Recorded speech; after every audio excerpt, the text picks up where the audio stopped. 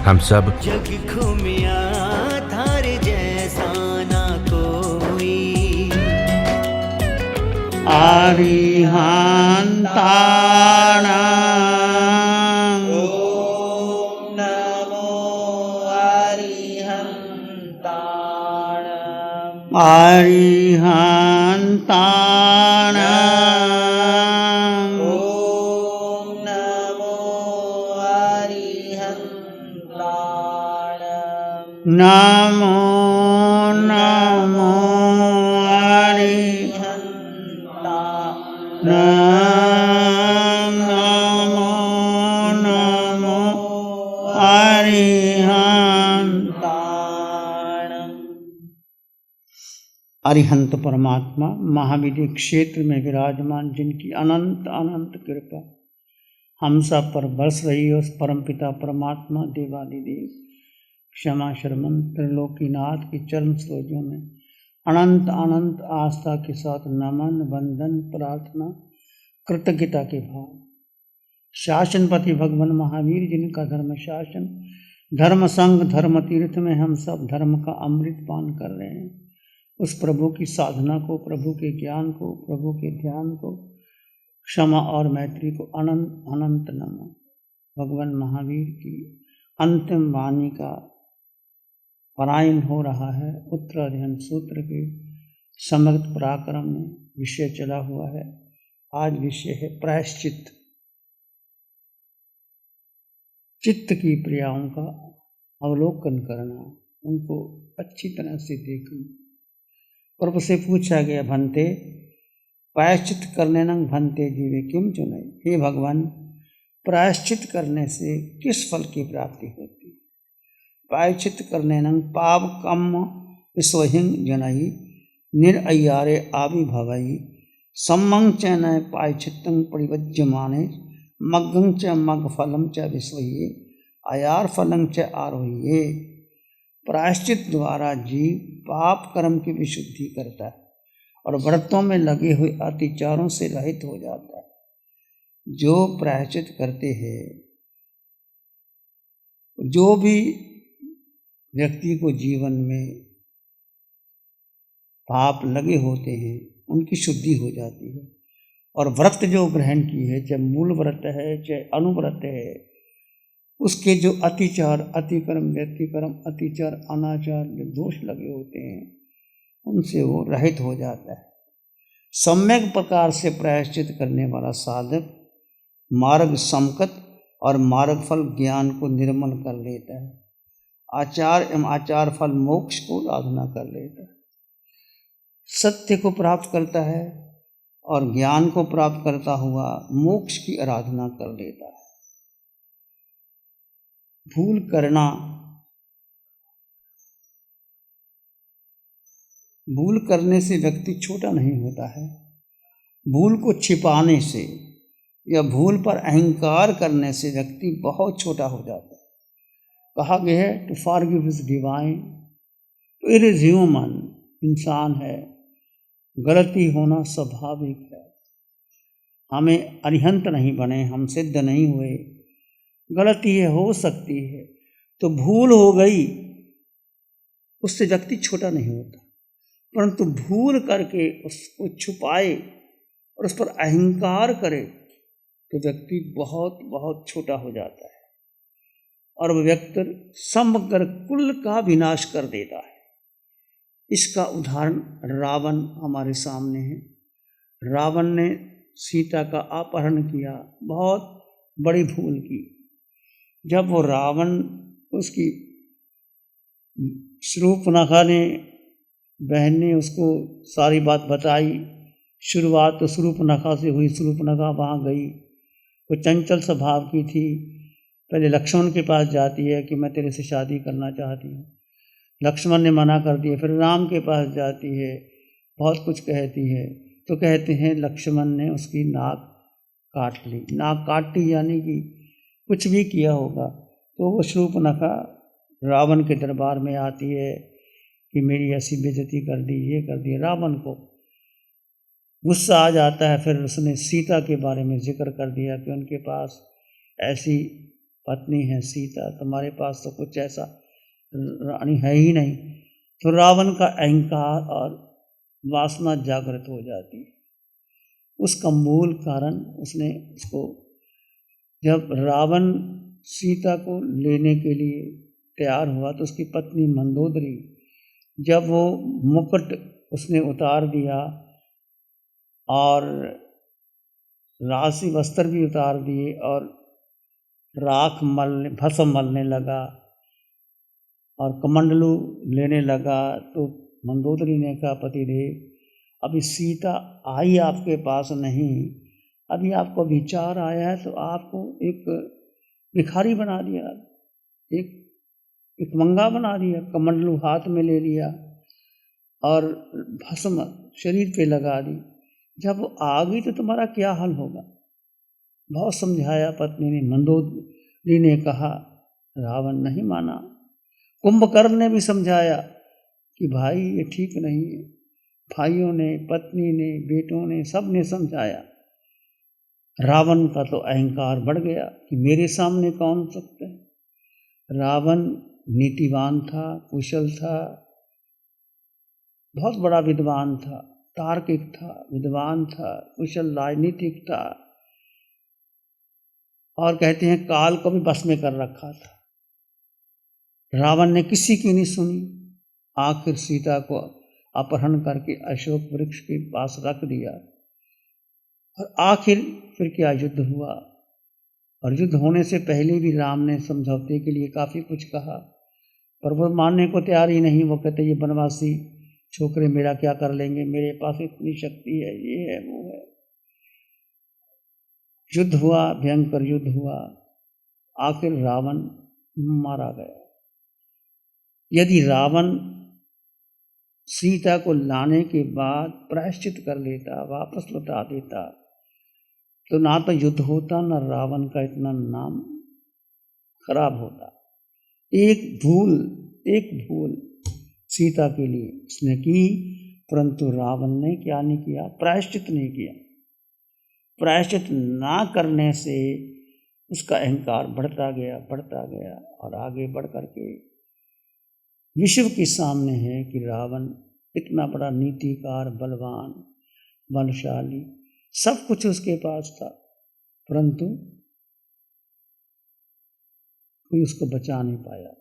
यदि उसकी पत्नी ने कहा, कुंभकर्ण ने कहा, भाइयों ने कहा, बेटों ने कहा, रावण किसी की, विभीषण ने भी समझाया, नहीं माना और अपने ही बल पर अहंकार करता रहा, तो रावण की क्या दुर्गति हुई। तो कहने का अर्थ ये है, व्यक्ति कितना बड़ा हो, नीतिवान हो, विद्वान हो, कुशल हो, शक्तिशाली हो, काल वश में किया हुआ, कहते ना, 1 लख पुत्र 1.25 लाख नाती, रावण के घर दिया न बाती। इतना लंबा चौड़ा रावण, 1 लाख पुत्र 1.25 लाख नाती, रावण के घर दिया न बाती। ये रावण की स्थिति क्यों हुई कि उसने प्रायश्चित नहीं किया, उसने अपनी भूल को स्वीकार नहीं किया और उसकी क्या स्थिति हुई। इसलिए आपके जीवन में या हमारे जीवन में किसी को भी कभी भी कोई घटना घट जाए तो क्या करना चाहिए, उसका अंतःकरण से, गुरु के समक्ष या अंतःकरण से उसका प्रायश्चित कर लेना चाहिए। जब व्रत में दोष लगते हैं उसके 4 का, अतिकर्म, व्यतिकर्म, अतिचार, अनाचार। अतिकर्म का अर्थ है कि आपने कोई दोष लगाने से पहले उसका अतिक्रमण कर दिया। उसका आपके मन में विचार आया कि मैं ऐसा ऐसा कार्य करूँगा, विचार आ गया, उल्लंघन करने का विचार आ गया, इसको अतिक्रम कहते हैं। व्यतिक्रम, उसकी सारी सामग्री इकट्ठी कर ली, ऐसा करूँगा मैं, ऐसा करूँगा, वैसा करूँगा।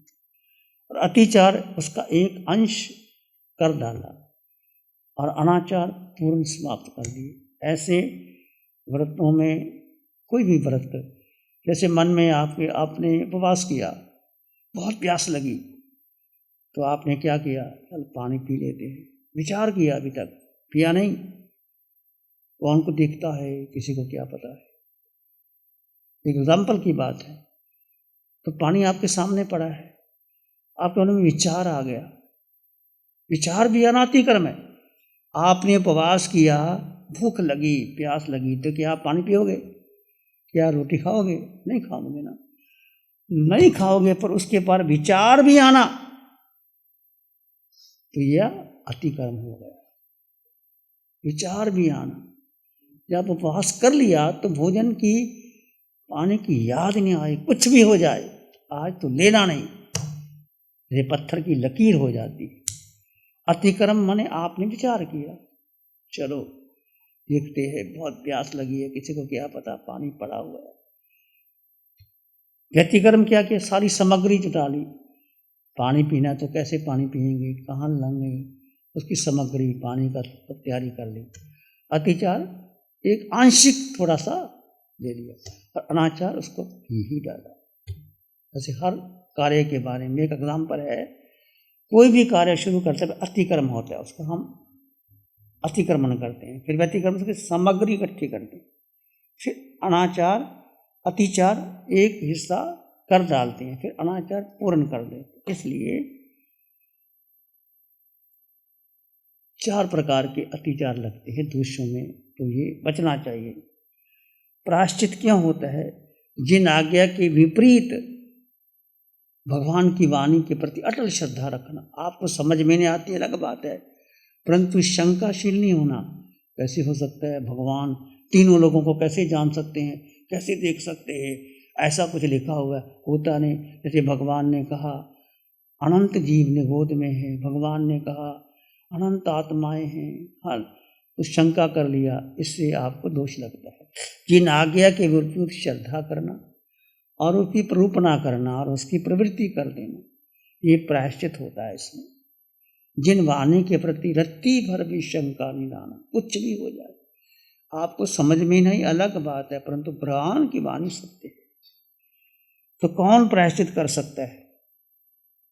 10 गुण होते हैं जो प्रायश्चित कर सकता है। विनय शिष्य 10 गुणों का धारक होता है, और शुद्ध आलोचना का 10 गुण कौन से? पाप से भय रखने वाला, पाप कर लिया डरता ही नहीं।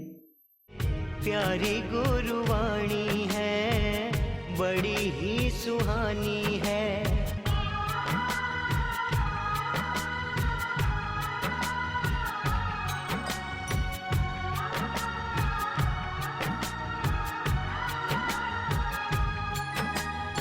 ध्यान करें, आंखें बंद, मन वचन काया शांत, शरीर शांत, विचार शांत, दृष्टि शांत, वातावरण शांत।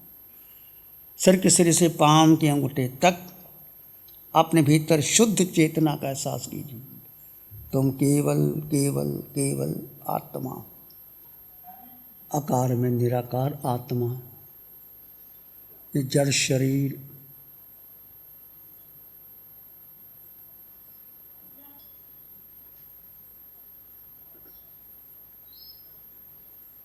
मन के पार, बुद्धि के पार, इंद्रियों के पार, मात्र मात्र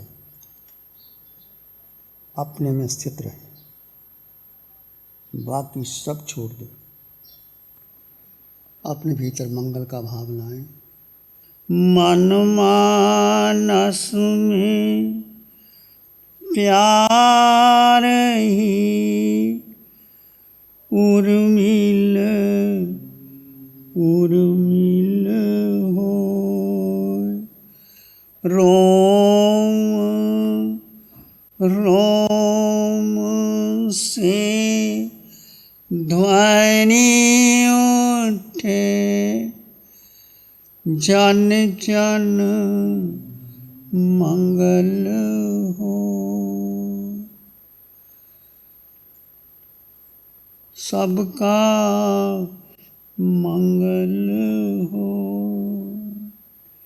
तेरा मंगल हो। सबका भला हो, सबका मंगल हो, सबका शुभ। इसी में एक लंबा गहरा सांस लें, अरिहंत परमात्मा के चरणों में अनंत कृतज्ञता ज्ञापित करें। एक और लंबा गहरा सांस, अरिहंत परमात्मा के चरणों में नमन और वंदन। दोनों हाथों को आंखों पे ले जाएं, हल्का सा स्पर्श, धीरे से आंखें खोल सकते हैं। नमो अरिहंतानं, नमो सिद्धानं, नमो आयर्यानं, नमो वज्रायानं, नमो लोये सब साहुनं, धम्मो मंगल मुकिटम, अहिंसा संयमो तवो देवावित्तं नमं संति जस धम्मे श्यामनो। श्री चत्तारी मंगलम, अरहंता मंगलम, सिद्धा मंगलम, साहु मंगलम, केवली पाणत्तो धम्मो मंगलम। चत्तारी लोगुत्तम, अरहंता लोगुत्तम, सिद्धा लोगुत्तम, साहु लोगुत्तम, केवली पाणत्तो धम्मो लोगुत्तम। चत्तारी शरणं पवज्जामि, अरहन्ते शरणं पवज्जामि, सिद्धे शरणं पवज्जामि, साहु शरणं पवज्जामि, केवली पाणत्तं धम्मं शरणं पवज्जामि। चारे शरण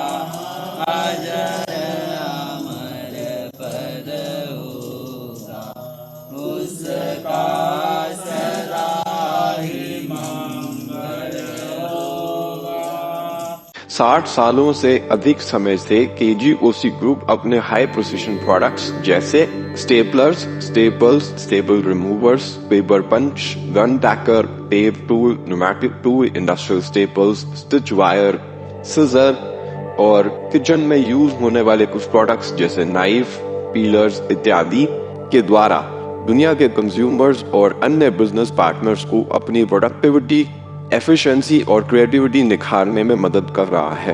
KGOC ग्रुप दुनिया के जाने माने लार्जेस्ट मैन्युफैक्चरर्स में से एक है, जो कि अपने 4 ब्रांड्स कोहे, कंगारू, म्यूनिक्स और माइल्स के माध्यम से दुनिया के लगभग हर देश में उपलब्ध है। यह प्रोग्राम KGOC के सौजन्य से प्रस्तुत है। गुरु हमको ऐसी कृपा दृष्टि दे।